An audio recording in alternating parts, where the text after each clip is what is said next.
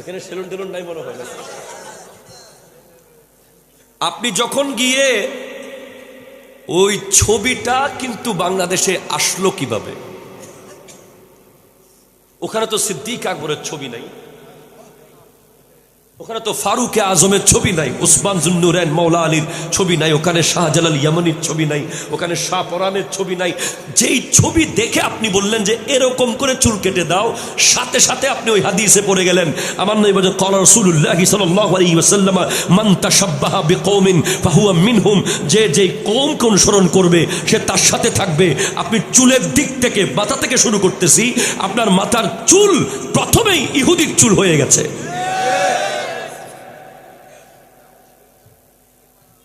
যেই মাত্র এভাবে চুলটা আপনি কাটলেন, এখন আপনার একটা ইউজ টু কাজ হয়ে গেছে। আপনি ফার্নিচারের দোকান দেখলেই এরকম করেন, কারো গাড়ির গ্লাস দেখলেই,